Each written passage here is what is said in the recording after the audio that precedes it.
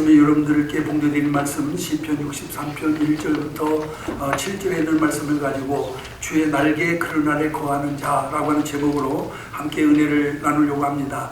아킨파라고 하는 유명한 랍비가 한 분 있었습니다.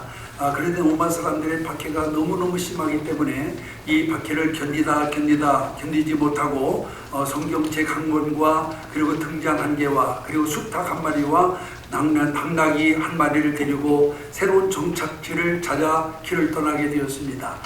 해가 질 무렵 어느 마을에 도착해서 그 마을 사람들 집집마다 다니면서 하룻밤을 묵고 가게 해달라고 청했습니다마는 그는 하나같이 모두 거절을 당하고 말았습니다. 그래서 할 수 없이 그는 동네에서 조금 떨어진 숲속에 들어가서 하룻밤을 보내기로 하고 숲속에 있는 큰 나무 밑에 자리를 잡고 앉아서 이제 등불에 불을 켜고 그리고 성경을 읽기를 시작을 했습니다. 근데 갑자기 불어온 바람이 등잔의 불을 이같이 꺼버리고 말았어요. 그러자 이 아킨파는 이것도 하나님의 선한 뜻이겠지라고 생각을 하고 그만 일찍 잠자리에 들고 말았습니다. 그가 잠든 동안에 수탉은 이리가 와서 물어가 버렸고 그리고 당나귀는 사자에 의해서 죽임을 당하고 말았습니다. 아침에 잠에서 깬 아킨파는 그처럼 처참한 광경을 보고 몹시 놀랐습니다마는 그러나 좋으신 하나님께서 자신을 좋은 일로 인도하기 위해 그런 일을 허락한 줄로 믿고 오히려 하나님 앞에 아침에 일어나 감사 기도를 드렸습니다. 그리고는 아침에 마을로 내려가 보게 되었는데 마을에 내려간 그는 깜짝 놀라지 않을 수가 없었습니다. 왜냐하면 밤사이에 산적들이 쳐들어와 가지고 마을 주민들을 한 사람도 남기지 않고 다 죽이고 그리고 모든 좋은 것들을 다 이와 같이 약탈해서 돌아갔기 때문이었습니다. 그가 마을에 숙소를 잡고 거기서 잠을 잤다고 한다면은 역시 그도 그 마을 사람들과 마찬가지로 죽임을 당했을 것이고 마을을 벗어나 있었다 하더라도 등불이 꺼지지 않고 불이 켜져 있었다고 한다면은 산적들이 그도 이를 발견하였을 것이며 또 닭이나 당나귀가 울었다고 한다면은 산적들에게 발각이 되어 자신도 죽고 말았을 것이다 라고 한 것을 깨닫는 순간 그런 하나님의 섭리와 하나님의 이와 같은 보호에 크게 감동을 해서 하나님 앞에 다시 한번 감사의 기도를 드렸다라고 하는 것입니다. 여러분, 이처럼 하나님은 한순간도 당신의 자녀들을 놓치지 않고 지키시며 보호하시는 분이라고 하는 사실을 우리가 기억을 해야 될 줄로 믿습니다.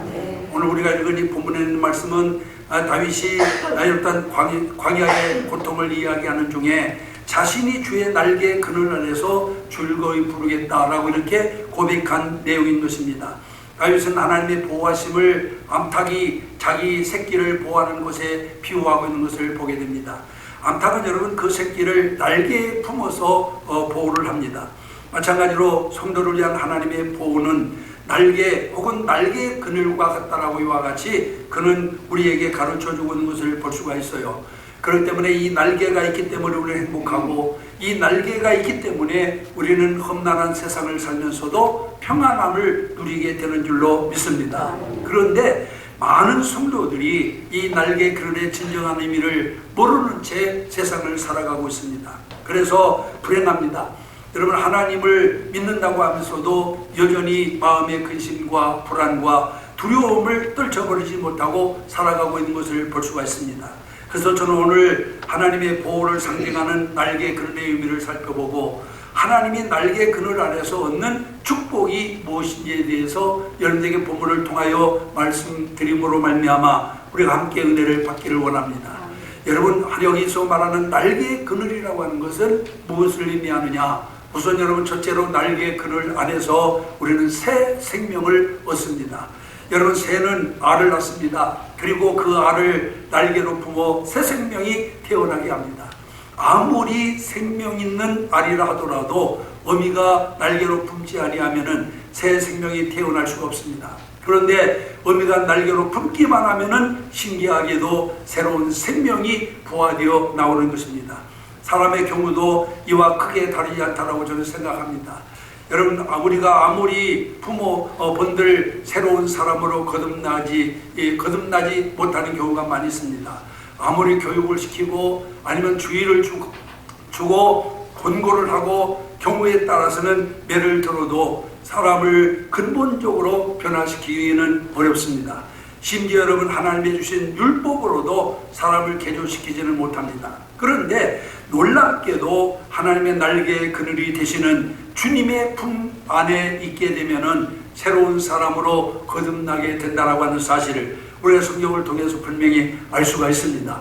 담가누리였던 세리도 여러분 또한 주님 날개의 그늘 아래 들어와 새 사람이 되었습니다.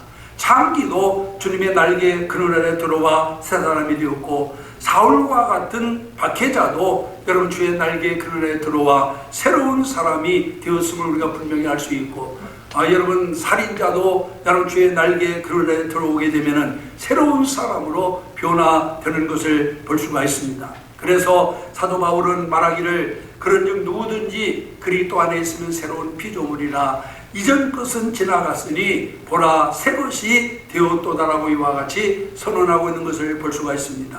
그렇습니다. 주의 날개 아래 있는 자만이 새 사람으로 거듭날 수 있는 것을 믿으시기를 바랍니다. 여러분, 구소련이 붕괴되기 전에 미국의 한 목사님이 복음 전도를 위해서 소련으로 갔습니다. 그런데 복음을 전하기도 전에 목사라고 하는 신분이 발각이 되어가지고 감옥에 갇히게 되었어요. 그는 하나님이 감옥을 자신의 선교지로 주셨다라고 믿고 그 안에서 복음을 전하기로 마음에 결심을 합니다. 그리고 난 다음에는 어떻게 하여야 복음을 효과적으로 전달할까 하나님 앞에 기도를 하기 시작했어요. 그런데 공교롭게도 그와 함께 한 방에 수감되어 있는 사람이 누구냐? 살인자였는데 그도 너무나 난폭하고 잔인해서 간수들조차도 경계하는 그런 사람이었습니다. 당시 소련에서는 정치범과 종교범은 살인자나 혹은 충악범과 함께 이렇게 감옥에 수용을 했었던 그런 때였습니다. 목사님은 그를 전도해야 되겠는데 어떻게 전도할까 생각하다가 하나님께 맡기는 수밖에 없다 생각하고, 여러분 고된 노동 가운데도 하루에 3끼 주는 밥을 한 끼 금식을 하면서 그 살인자를 위해서 하나님 앞에 계속해서 기도하기를 시작했습니다. 한 번은 그가 한밤중에 무릎을 꿇고 눈물을 흘리며 기도하는데 갑자기 등 뒤에서 무슨 인기척이 나면서 정말 또한 누가 있는 것 같은 그런 느낌을 받았어요. 그래서 기도를 마치고 뒤를 돌아다 보았더니 그 살인자가 자지 않고 일어나가지고 목사님의 얼굴을 어시름이 뚫어지라고 이렇게 바라보는 거였어요. 그러면서 목사님에게 이렇게 말합니다. 당신 지금 뭐하고 있어? 하고 이렇게 말을 해요. 그러니까 이 목사님이 그 살인자를 향하여 기도하는 중이 아닙니까? 하고 이렇게 말을 했습니다. 그랬더니 이 살인자가 다시 묻기를 무엇을 위해서 기도하고 있습니까? 하라고 다시 퉁명스럽게 되물었어요. 그러자 이 목사님이 그를 향하여 이렇게 말합니다. 당신을 위해서 기도하고 있습니다. 당신이 여기서 인생을 이렇게 마친다면 너무나 억울하지 않소? 그러니 이제라도 정신을 차리고 새 사람이 되기를 위해서 내가 하나님 앞에 기도하고 있습니다. 라고 이렇게 얘기를 했는데 갑자기 사람의 눈에서 눈물이 뚝뚝 떨어지더니 목사님 앞에 무릎을 딱 꿇고 목사님을 손을 딱 잡으면서 이렇게 말합니다. 지금까지 어느 누구도 나를 위해서 이렇게 눈물을 흘려가며 밥을 굶어가며 기도한 사람이 없는데 정말로 당신이 나를 위해서 금식을 하고 그리고 눈물을 흘려 기도하는 것을 보니 내 마음이 감동이 됩니다. 하고 이렇게 얘기를 하는 거였어요. 그럼 어떻게 되겠습니까? 그날 밤 목사님은 그 살인자를 주님 앞으로 인도를 했습니다. 그 후 그의 삶에 놀라운 변화가 일어났습니다. 포악하고 난폭하기만 그가 순한 양처럼 되어버렸어요. 너무나 큰 변화에 교도소에 있는 모든 사람들이 놀랐습니다. 마침내 교도소 소장이 도대체 그 살인자에게 무슨 일이 있었기에 하룻밤 사이에 사람이 저렇게 변할 수가 있단 말인가? 그러면서 그 한방에 있는 목사님을 불러다가 그 목사님께 물었습니다. 도대체 지난밤에 그 사람에게 무슨 일이 있었습니까? 라고 이렇게 물었습니다. 그때 이 목사님이 그렇게 얘기를 했습니다. 지난밤 그에게 놀라운 변화가 일어났습니다. 그는 세상을 지으신 전지전능하신 하나님을 만났습니다. 하고 이렇게 얘기를 했다라고 하는 것입니다. 그렇습니다. 주님 날개 아래 거하는 사람은 세상으로 거듭나게 되는 줄로 믿습니다. 무슨 죄를 지었든지 어떤 환경 속에 있든지 여러분 예수 그리스도를 만난 사람에게는 놀라운 변화가 일어날 줄로 믿습니다. 오늘 우리는 이 신비로움을 깨달아야 돼요. 살아계신 하나님을 인격적으로 만난 사람치고 변화되지 않은 사람 어디 있습니까 여러분? 우리가 사복음서를 한번 읽어보세요. 예수님께는 수많은 사람들이 모여들었습니다. 여러분 그곳에는 팔자 좋은 사람만 모여든 게 아니에요. 팔자가 기구하고 다 힘들고 어렵게 세상을 살아가는 사람들이 예수 앞에 나왔습니다. 그런데 예수를 인격적으로 만난 사람치고 변화되지 않은 사람이 누가 있습니까 여러분? 모두가 다 변화된 것을 믿으시기를 바랍니다. 오늘 우리는 이 사실을 깨달아야 되고 이 사실을 깨닫는 자만이 하나님의 날개 아래 모이게 되고 그 날개의 그늘을 떠나지 않게 되고 그 날개 아래 거하게 되는 줄로 믿습니다. 주님을 만나지 못한 사람은 쉽게 주님 품을 떠나버려요. 아무리 주님이 품으려고 해도 그 주님 품에 안기지를 않습니다. 그러나 주님을 만난 사람은 무슨 일이 있어도 목숨을 잃는 한이 있어도 그 품을 떠나지 않습니다. 그 날개 아래 모이게 될 줄로 믿습니다.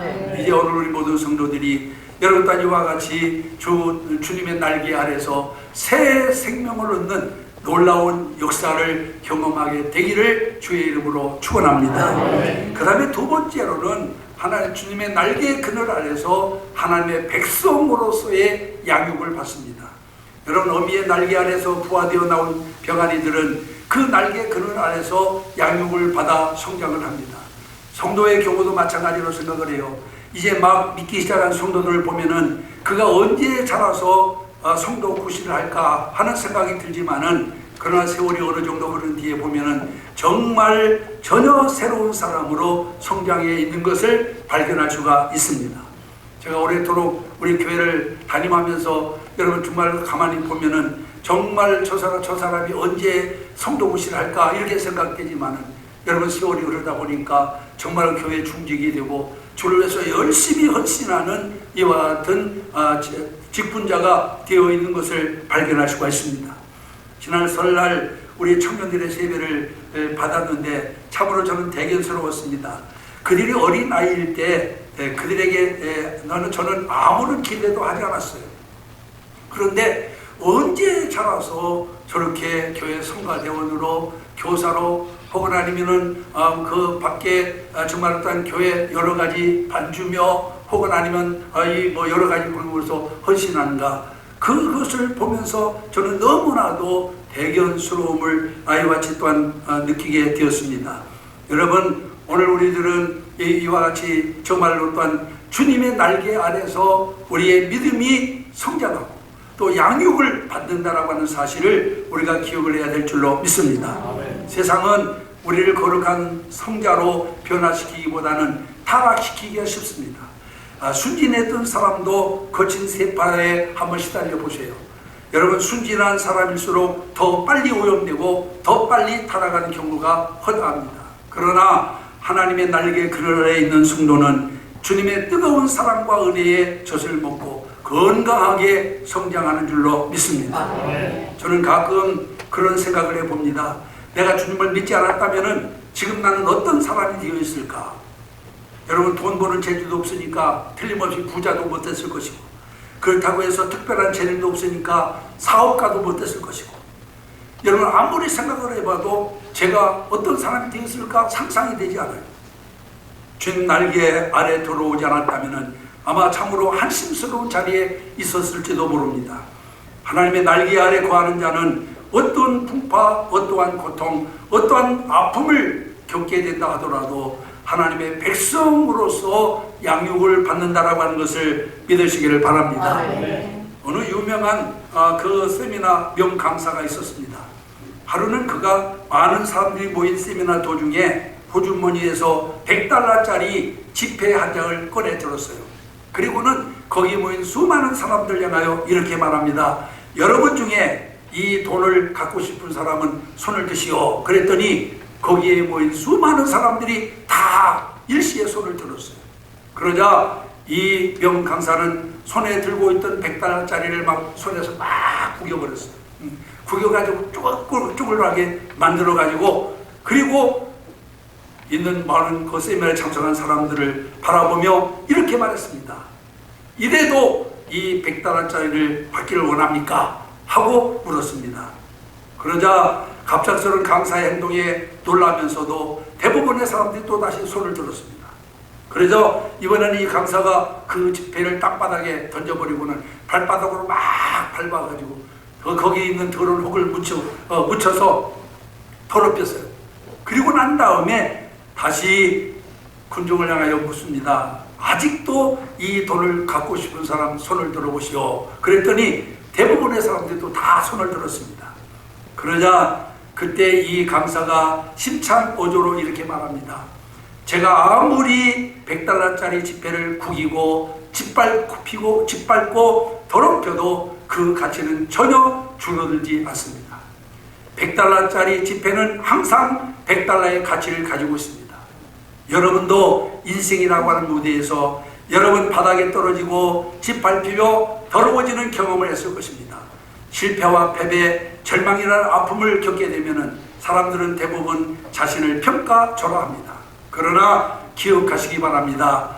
여러분들이 어떤 실패를 경험하더라도 여러분들 본래의 가치는 여전하다고 하는 사실을 기억하시기를 바랍니다. 아멘. 하고 이야기를 했다라고 하는 것입니다. 그렇습니다. 우리가 어떤 형편, 어떤 처지에 있든지 하나님의 날개 아래에 있는 자는, 여러분 어떤 사람이라고 했어요? 베드로전서 2장 9절에 보니까 택한 족속이요 왕같은 제사장이요 거룩한 나라요 그의 소유된 백성이니. 할렐루야. 아멘. 한번 따라하세요. 택한 족속이요 왕같은 제사장이요 거룩한 나라요 그의 소유된 백성이니. 어떤 사람이? 누가? 하나님의 날개 아래에 있는 사람. 하나님의 날개의 그늘 아래에 있는 사람은 아무리 구겨지고 짓밟히고 패배하고 낙심한다 할지라도 우리는 여러분 택한 족속입니다. 아멘. 왕같은 제사장이고 아멘. 거룩한 나라고 아멘. 하나님께 소유된 백성입니다. 아멘. 할렐루야. 아멘. 이 사실을 기억해야 됩니다. 그럴 때 이 날개 아래서 떠나지 않게 되고 다윗의 표현처럼 여러분 하나님을 영원히 노래하게 될 줄로 믿습니다. 아멘. 우리가 이 사실을 깨닫지 못하니까 우리의 신분이 정말 어떤 세상적인 조건 때문에 절대 평가절하되어 있기 때문에 여러분 우리는 낙심하고 실족하고 아니면 또한 무슨 다른 사람에 비해서 정말 어떤 자기 자신을 애같이 학대하며 이렇게 살아가는 사람들이 너무나 많습니다. 우리는 어떤 환경 속에도 굴하지 말고 위대한 믿음의 사람으로서 당당하게 살아가시기를 주님의 이름으로 축원합니다. 우리는 택하신 족속입니다. 왕같은 제사장입니다. 거룩한 나라요 하나님의 백성을 다시 한번 기억하시기를 주님의 이름으로 축원합니다. 세 번째로는 주님의 날개 아래에서 우리는 보호와 위로를 받습니다. 여러분 새의 날개 아래서 새끼는 안전하게 보호를 받습니다. 새끼에게 조금이라도 위험이 닥치게 되면은 어미닭은 날개를 펴 그 안에 새끼를 품어서 보호합니다. 이것은 여러분 신앙의 경우도 마찬가지입니다. 사실 신앙생활을 하다 보면 위기를 많이 겪게 됩니다. 어쩌면은 신앙생활을 하지 않을 때보다 더 많은 시련을 겪을 수도 있어요. 왜 그럴까요, 여러분? 우리의 원수 마귀가 자기 소유물을 순순히 내어놓겠어요. 응? 자기가 지금까지 소유하고 있던 소유물을 여러분 또한 예수께 순순히 넘겨주겠냐 그 말이에요. 그렇기 때문에 그것을 빼앗기지 않으려고 온갖 수단과 방법을 다 쓰고 있다고 하는 사실을 기억을 해야 됩니다, 여러분. 어떤 사람은 그런 얘기 하잖아요. 교회 처음 갔더니 막 골이 너무너무 아프고 가슴이 막 뛰고 막 이래서 나 교회 못 다닌다 그러잖아요. 왜 그럽니까, 여러분? 지금까지 마귀가 붙들고 있었는데 자기 소유를 예수님께 뺏기겠어. 그러니까 교회 가지 말라고 막 골이 지끈지끈 아프게 하고 가슴이 뛰게 하고 가장 갑자기 어지럼증이 생기고 십자가 안 바르면 막 그냥 어지럽고. 이게 왜 그래요, 여러분? 마귀가 자기 소유물을 뺏기지 않으려고 여러분 쓰는 수단이요 방법임을 믿으시기를 바랍니다. 그런데 어떻게 해서 믿음의 사람들이 영적인 승리를 이룰 수가 있느냐? 바로 하나님께서 우리를 보호해 주시고 위로해 주시기 때문인 줄로 믿습니다. 그렇습니다. 하나님은 우리의 완벽한 보호자이심을 믿으시기를 바랍니다. 신명기 32장 10절에 보면 여호와께서 이스라엘을 호위하시며 보호하시며 자기 눈동자같이 지키셨도다 라고 이렇게 말씀하고 있어요. 한번 따라하세요. 호위하시며 보호하시며 자기 눈동자같이 지키셨도다. 여러분, 여기 호위한다라고 하는 말은 무슨 말이에요? 여러분, 이 호위한다는 말은 시브리어에 보면은 사바부라고 하는 말인데, 이 사바부라고 하는 말은 선회하다, 또 배회하다라고 하는 그런 뜻입니다. 그리고 여기 보호한다라고 하는 시브리어는 빈이라고 하는 말인데, 이 빈이라고 하는 말은 주의하다, 또한 신중하다라고 하는 그런 뜻입니다. 그러니까 이 표현들은 하나님께서 이스라엘을 정찰기가 하늘을 선회하며 순찰하듯이 아주 진지하고 주의 깊게 이스라엘을 보호해 주었다라고 하는 그런 의미를 가지고 있는 단어예요. 우리가 스가랴 2장 5절에도 보면은 하나님께서는 이스라엘 자손에게 사면의 불성곽이 되어 주셨다라고 이렇게 말씀하고 있는 것을 볼 수가 있어요. 여기 불성곽이라고 하는 말은 뭐예요? 화염으로 성곽을 이룬 상태를 나타내는 그런 표현입니다. 여러분, 이 말씀을 주실 때 예루살렘은 성곽이 없는 상태였어요. 이처럼 가시적인 성곽도 없었으나 하나님께서는 이들에게 완벽한 불성곽이 되어 주셨습니다. 그래서 성곽이 없는 상태에서도 적의 내습을 한 번도 당하지 않고 성전 제거를 완료할 수 있었음을 볼 수가 있어요. 여러분, 성벽은 뭘 말합니까? 적들이 쳐들어오지 못하도록 방어하는 방어벽이잖아요. 그런데 예루살렘에 이런 성곽이 없었음에도 불구하고 여러분, 성곽이 완성될 때까지 한 번도 외세의 침입을 당해 본 적이 없어요. 그러면 어떻게 그럴 수가 있었어요? 하나님께서 친히 불성곽이 되어 주셨기 때문에. 할렐루야. 오늘 여러분, 이 사실을 우리가 분명히 기억해야 됩니다. 이렇게 하나님은 언제든지 우리에게 완벽한 불성곽이 되어 주십니다. 도단성의 엘리야를 한번 생각해 보세요. 아랍 군대들이 겹겹이 포위하고 그를 잡으려고 올라올 때 여러분, 그를 보호한 것이 뭐예요? 바로 천군과 천사, 불말과 불병거를 동하는 천군과 천사들이 엘리야와 그를 보호해 주었다라고 하는 사실을 기억하시기를 바랍니다.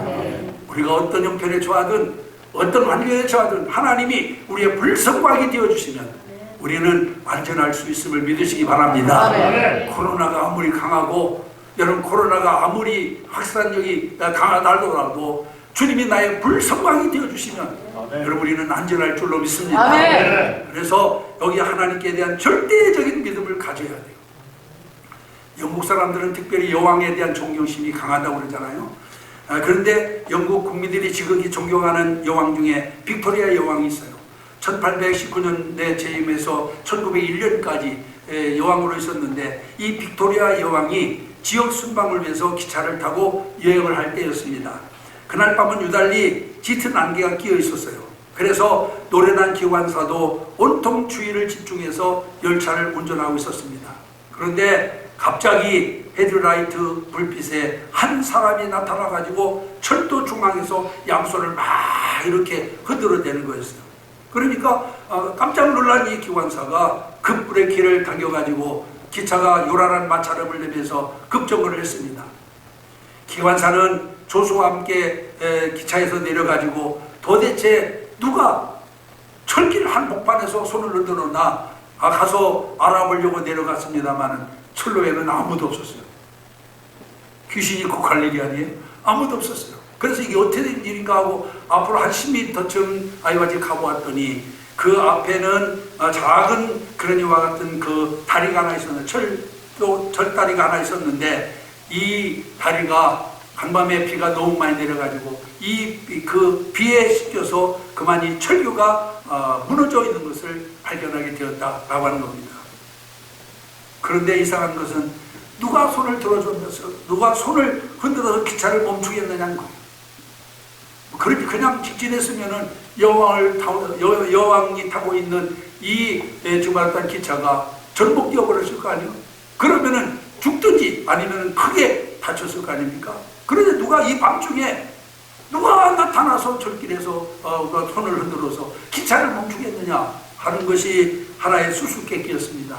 그런데 이것을 놓고 다방 여러 학자들이 연구한 결과 마침내 그 수수께끼가 풀리게 되었는데, 그것은 바로 뭐냐면은 헤드라이트 속에 유리에 붙어있던 벌레의 그림자가 짙은 안개에 비춰지면서 사람 모습으로 나타나 이렇게 바람이 날개를 흔들으니까 이게 손을 흔드는 것처럼 보게 되었다라고 하는 그런 결론을 내게 되었다고 합니다.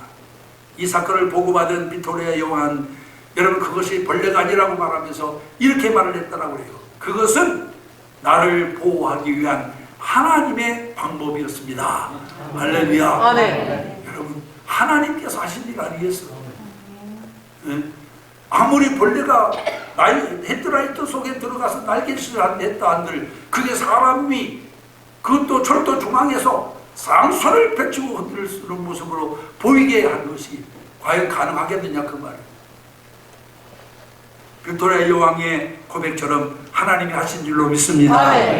하나님은 우리를 눈동자같이 지키시는 분, 하나님 우리를 눈동자같이 보호하시는 분. 사랑하는 성도 여러분, 하나님은 당신의 자녀들을 어떤 방법으로든지 보호하시는 것을 믿으시기 바랍니다. 어떤 방법으로든지 선한 길로 인도하시는 분이심을 믿으시길 바랍니다. 이 믿음이 우리가 있어야 됩니다. 이 믿음을 가지게 되면 여러분 우리는 정말 일단 행복합니다. 하나님의 보호를 내가 받고 있고 하나님의 인도를 받고 있다라고 하는 그런 체험을 가져보세요. 여러분 하나님의 보호를 받고 있는 사람이 불행한 사람 있겠어요? 하나님의 인도를 받고 있는 사람이 불행한 사람 있겠습니까? 우리가 여러분 신앙을 관념적으로만 여러분 또한 가져서는 안 돼요.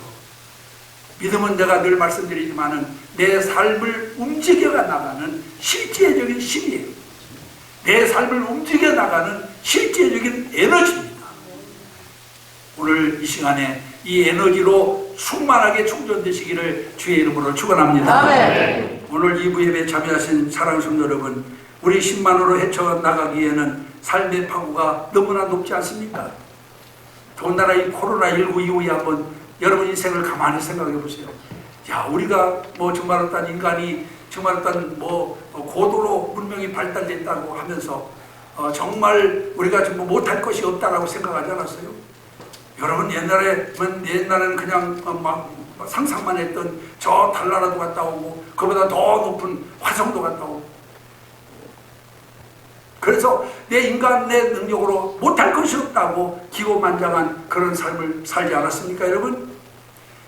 그러나 이 코로나19 한번 보세요. 눈에 보이지도 않는 작은 세운 덩어리 때문에 전 세계 모든 사람들이 벌벌 떨어요. 과학자도 떨고 있고 그 용감하다고 하는 힘 있는 사람들도 벌벌 떨고 있고, 인간이 이렇게 유약한 존재예요. 이 험난한 파도를 헤쳐나가기에는 우리가 지금 너무너무 지쳐있어요. 3월, 4월, 5월, 6월, 10월 코로나19 때문에 우리는 지금 너무너무 지쳐있어요. 이거 마스크 쓰는 것도 보통 문제가 아니에요. 이제 여러분 우리는 어디서 안식을 얻어야 될까요? 주의 날개의 그늘 아래서. 할렐루야. 그래서 주님이 필요한 거예요. 주님의 날개의 그늘 안에서 안식과 용기와 새 힘을 얻는 여러분들이 되시기를 주의 이름으로 축원합니다. 주의 날개의 그늘 안에는 새로운 생명으로 거듭 태어나는 기적의 역사가 있습니다. 또한 평범한 우리를 위대한 신앙의 사람으로 길러내는 역사가 있습니다. 그리고 어떠한 생의 위험과 파도 속에서도 우리를 안전하게 지키시는 하나님의 역사가 있습니다. 이 주의 날개의 그늘 아래서 이 놀라운 역사들을 경험하는 우리 신광의 가족들이 다 되어지기를 주의 이름으로 축원합니다. 기도하겠습니다. 시간 나같이 우리 합심해서 잠깐 동안만 큰 소리를 안 내도 상관이 없습니다. 마음속으로라도 간절하게 그렇으면 하나님, 우리의 영원한 안식처는 주님밖에 없습니다. 우리가 주님 품을 떠나서 행여나 인간적인 생각으로 우리가 또 방황했다면은 이번 기회를 통해서 주님 날개 아래 모이게 하여 주옵소서. 주의 날개 아래서 참된 평안을 얻게 하옵소서. 시간 나가지고 합심해서 동성으로 잠깐 동안 기도하겠습니다. 사랑이신 아버지 하나님을 찬양합니다.